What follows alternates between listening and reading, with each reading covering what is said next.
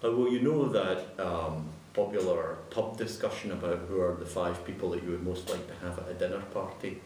I love that, by the way.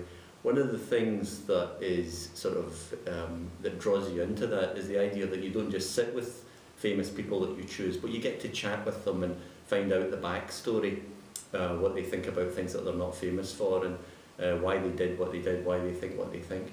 What we're trying to do with the Analytical Scientist is get the backstory on why analytical scientists, what they've done and why they've done it and what it means. So we're trying to set the science in the context of the person, the times, public policy, scientific progress and so on. And I think that's really what sets it apart from other scientific publications.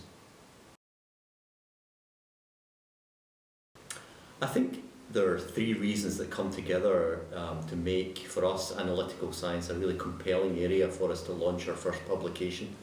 The first one was best summarised by one of the opinion writers when he said, in the first issue, where he said, quantitative analysis is at the heart of good science. So almost essentially any science that you do needs to be based on sound quantitative analysis. And analytical sciences is really the formalised version of that. Secondly, I think that an awful lot of what's hot in the sciences at the moment, either in chemistry or in the life sciences, seems to have an underpinning in analytical science.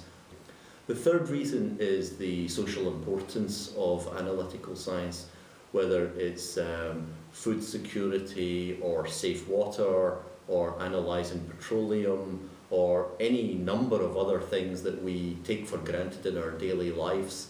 Analytical sciences play a hugely important role in regulating the quality of the products that we enjoy and that we use and that we rely on in our everyday lives. Well, I think that there's a number of things. First of all, there's this idea of telling stories, which I don't think many other publications aim to do. That's one thing. Secondly, we're taking very much a solutions-based approach. So rather than analysing or looking at a series of analytical techniques, we're taking a problem and looking at how it's solved by integrated technologies and techniques.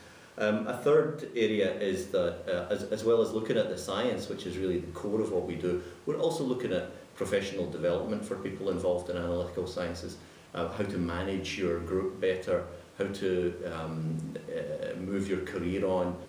And finally, I think that what we want to do is develop a community around this publication. So it's not just what we want to push out to readers, we want to hear from readers, we want to involve readers, and we want to use all the social media tools, and we will be launching these over the next few months, where we develop a genuine sense of community, where you can start a story as well as us starting a story, where you can help us to direct the content that we're going to produce, and it really becomes something that everybody can contribute to and everybody can gain from. That's where we're going with the Analytical Scientist.